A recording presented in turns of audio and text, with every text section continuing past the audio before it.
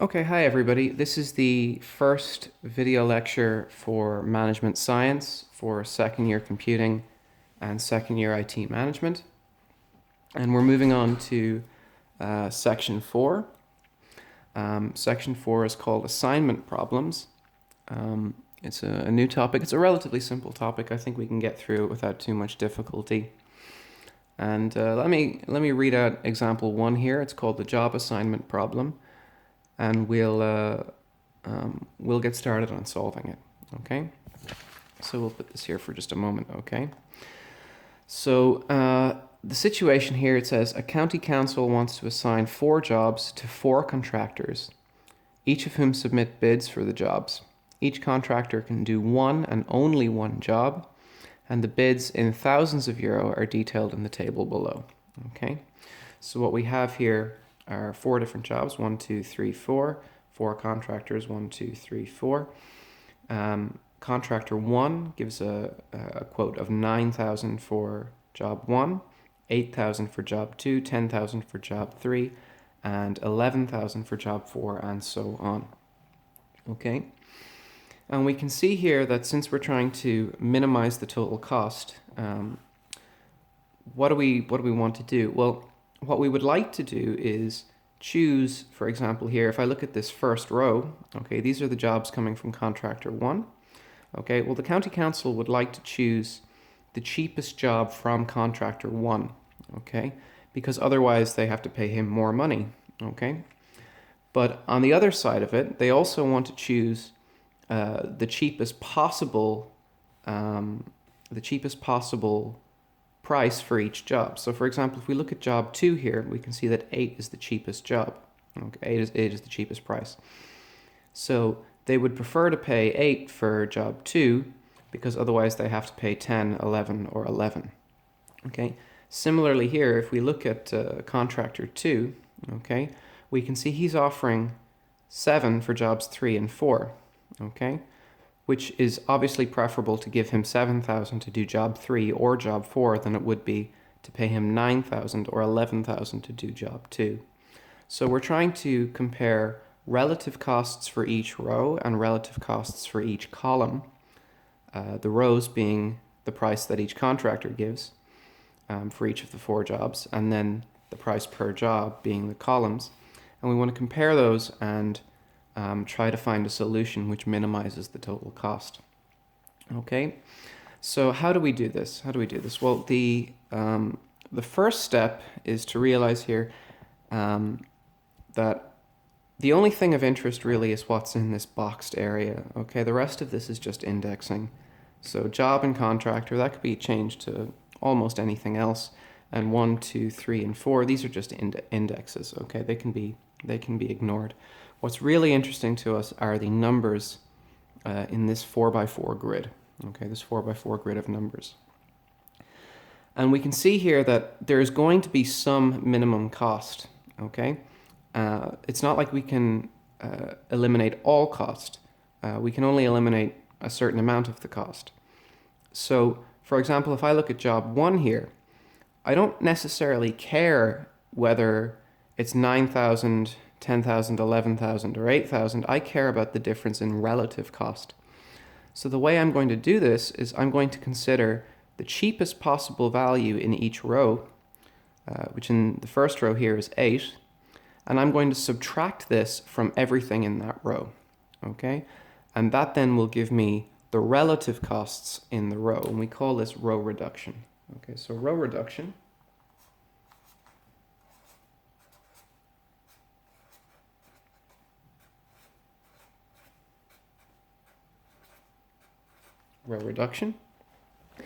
And what do we do to row reduce? We take away the smallest value in each row from everything in that row.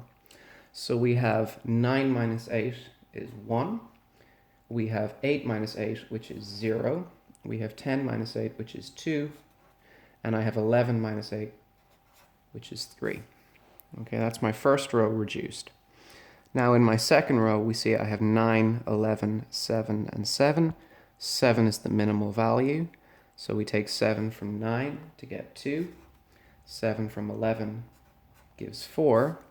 7 from 7 is 0. and 7 from 7 is 0. Okay. Similarly, we look at the third row. We have 9 is cheapest. We have 12, 11, and 12. So 9 from 12 is 3, 9 from 11 is 2, 9 from 12 is 3, and 9 from 9 is 0. Okay. Finally, we look at the last row here. We see that 8 is the minimal value. We have 10, 10, and 11 are the other values. 10 minus 8 is 2. 10 minus 8 is 2. 11 minus 8 is 3. That's going to go over here. But 8 minus 8 is 0. That goes here. And we have the 3 here. Okay. And now we notice a situation here. Okay. Every single row now has at least one 0 in it. Okay. And the 0 is the most preferable option. Okay, so the 0 is the most preferable option. However, we can see here, for example, that in the second row, okay, I have a 0 for job 3 and a 0 for job 4. Okay, if I use job 3 for row 2, well then I don't get the cheapest option for row 4. If I use the 0 in row 2 for job 4, well then I don't get to use the cheapest option in row 3. Okay, so these are fighting with each other and we're trying to figure out a balance here. Okay, so we've compared the relative costs for the rows, that's the prices that the contractors are giving, but now we can also go and compare the total price per job. Okay, and this is called column reduction.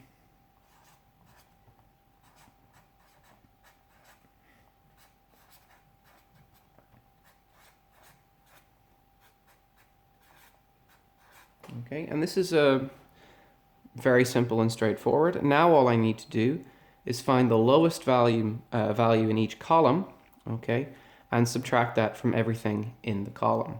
Okay, so we see here we have column 1, the cheapest value is 1, then 2, 3, and 2 are the other options. So what I'm going to do is I'm going to subtract 1 from everything in column 1. So 1 minus 1 is 0. I have 2 minus 1 is 1. I have 3 minus 1 is 2. And I have 2 minus 1 is 1. Okay, that's my first column. And now notice here that for all of the other columns, column 2, for example, has a 0 in it. And the 0 is the smallest value in column 2. So subtracting away a 0 from everything in column 2 is just going to leave everything unchanged. So now my second column is the same. It's 0, 4, 2, and 2. Then my third column, 2, 0, 3, and 0. And I have 3, 0, 0, and 3. Okay, so now I have row reduced and I have column reduced. Okay, I have row reduced and I have column reduced. At this stage, every row has a 0 in it and every column has a 0 in it. Now some rows have multiple zeros, some rows will only have one 0, some columns will have multiple zeros, some columns will only have one 0. Okay, so I've done my row reduction, I've done my column reduction, and now I'm ready to move forward and show you the algorithm for selecting a solution, selecting an assignment. Okay.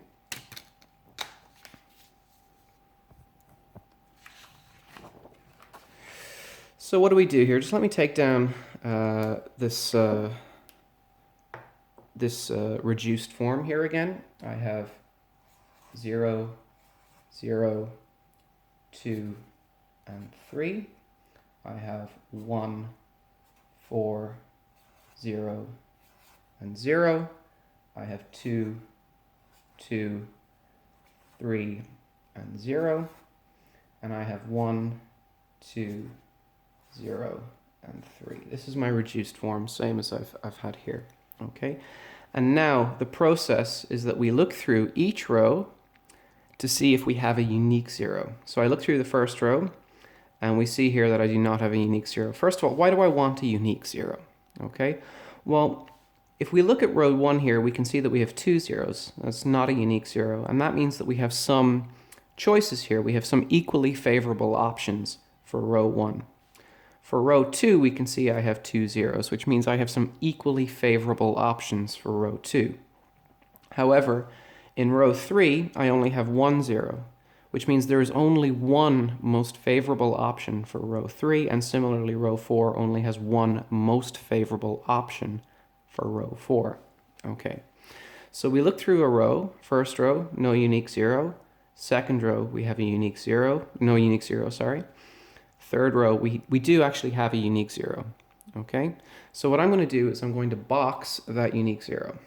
Okay, I'm going to put a little box around it. Okay.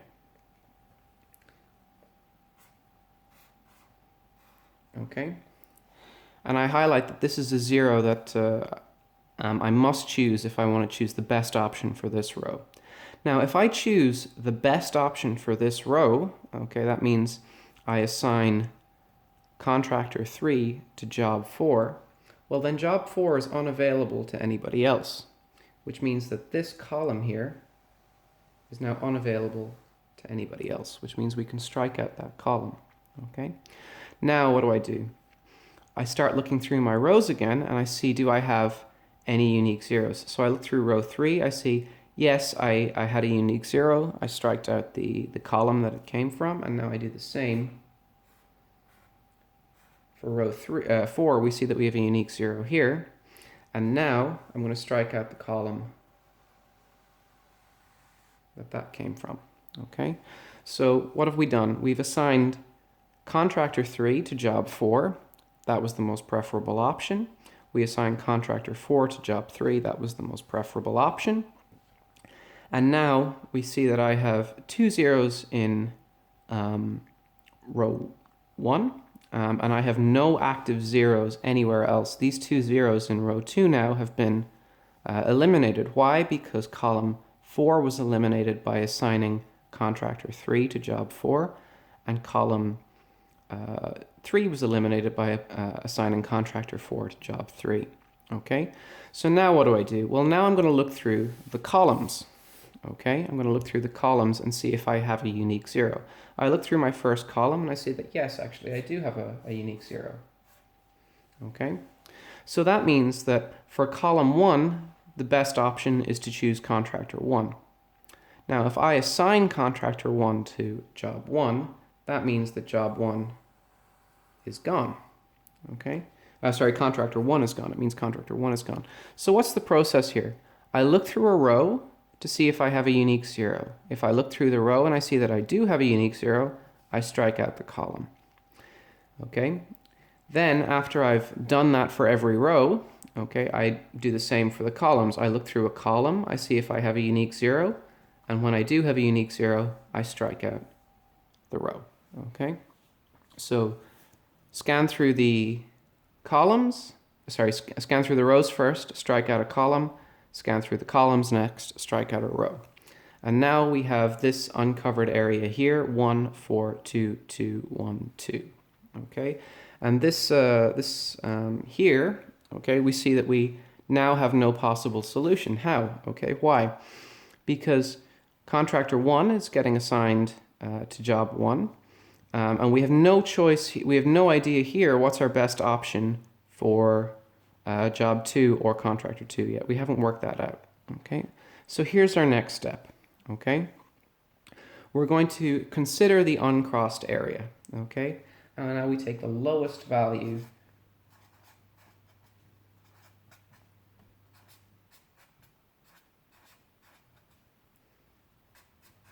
in the uncrossed section, uncrossed area.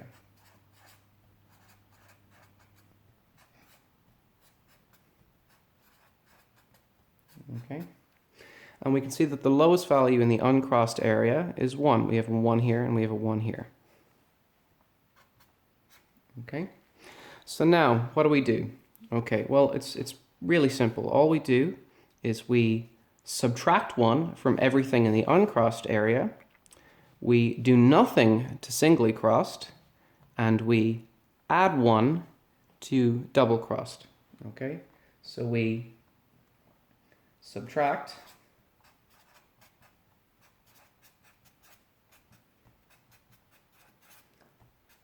from the uncrossed.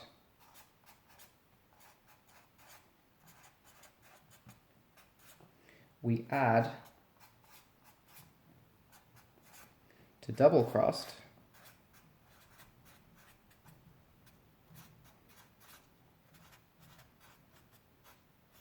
Okay, and finally, anything that's singly crossed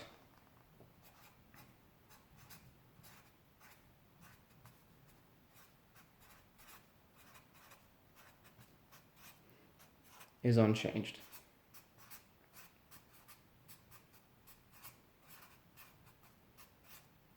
Okay, so I've done my first step here. We see that after my row reduction and my column reduction, what did I do?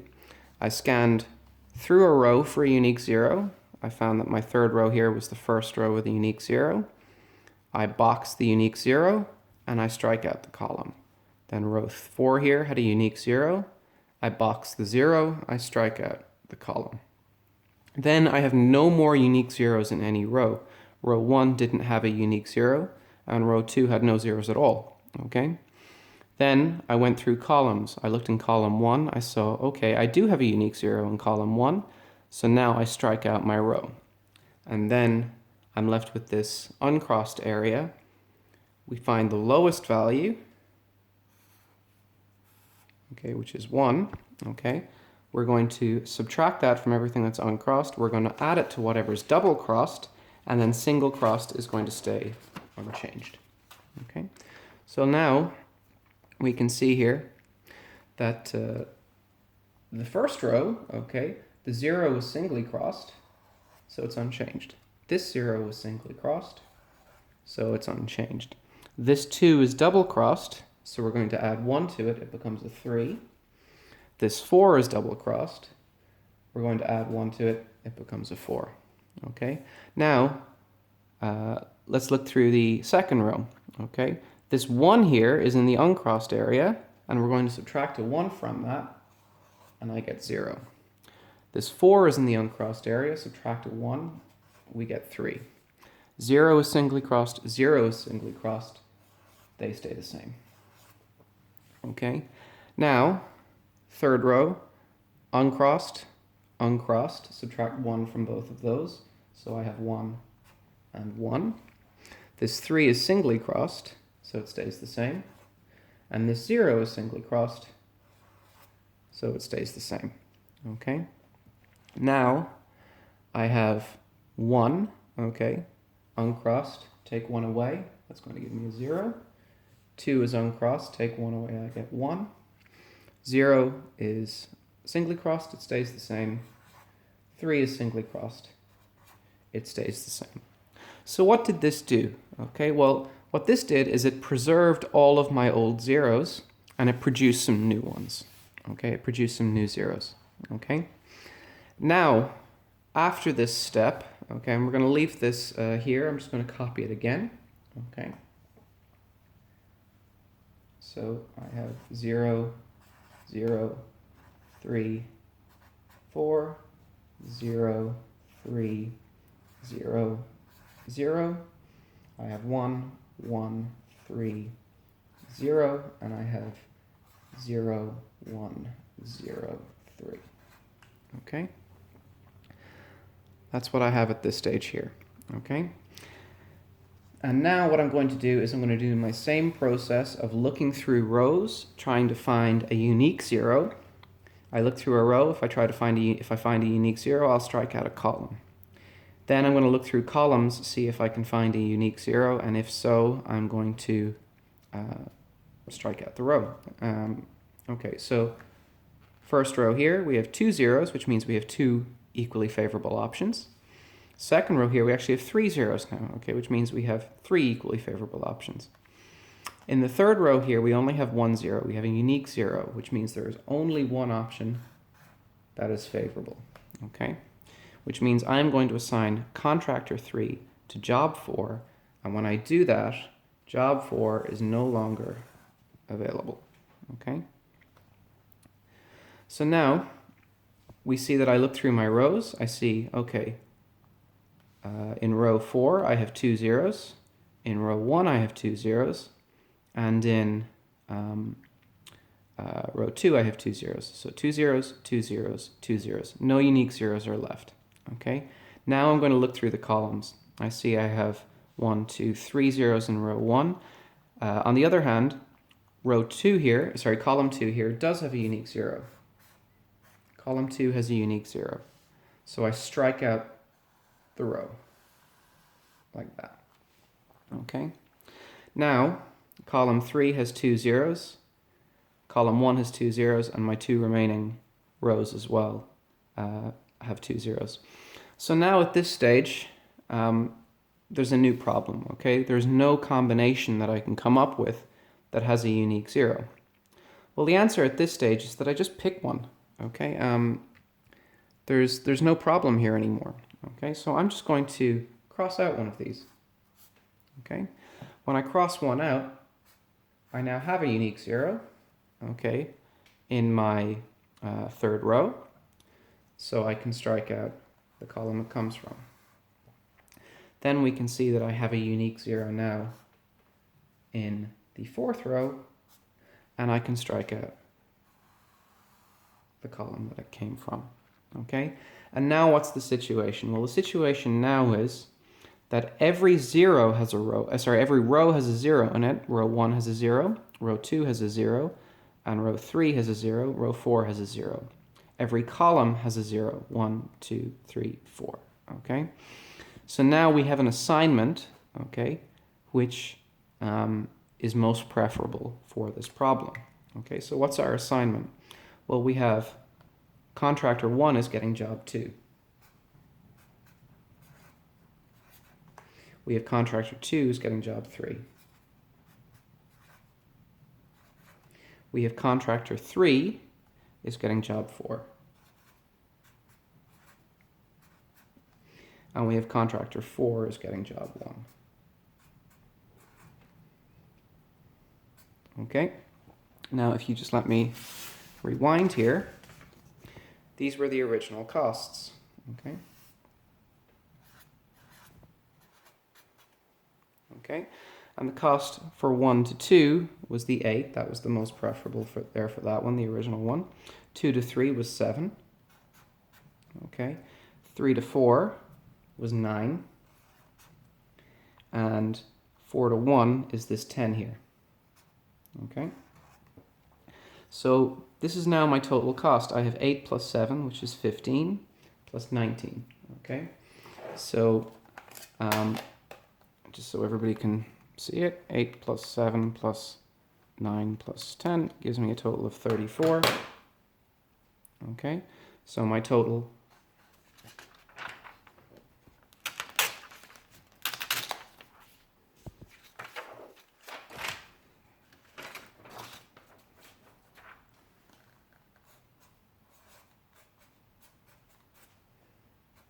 is 8 plus 7 plus 9 plus 10, which is 34. Okay, and you might wonder, well, I crossed out one of the zeros. Would it be different if I changed that? Well, if I had done the others, okay, if I had crossed out the other one, what would I have? Well, if I crossed out the other one, we could see here that row 1 would still get assigned to column 2. So we would still have 1 to 2. Okay, but 2 would not go to 3. 2 would go to 1. Okay, then 3 would still have to go to 4. Okay, 4 would have to go now to 3. Okay, it's the only option left. And let's look at the original costs there. Okay, the original costs there now.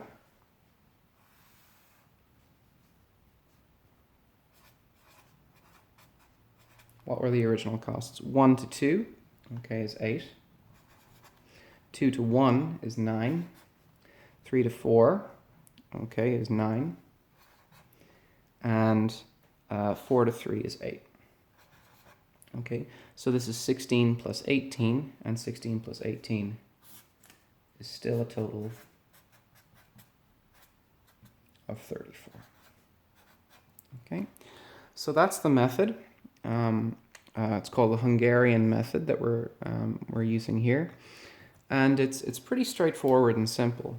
Okay, and what we've seen is that the solution that this is giving me is not unique. Okay, there's two possible solutions that I have here. Okay, so we'll do a real quick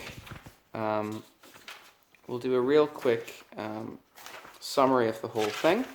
Okay, real quick summary. Okay, so this was my original problem. I had a 4x4 grid of numbers. Okay, and my intention here is to minimize total cost. That means I want the minimum value for each row. I want to get the cheapest job from each contractor, but I also want the cheapest price per job. Okay, so first we row reduce. That gets us the cheapest job from each contractor. We can see that it is preferable to give contractor 1 job 2. Why? Because that's his cheapest job.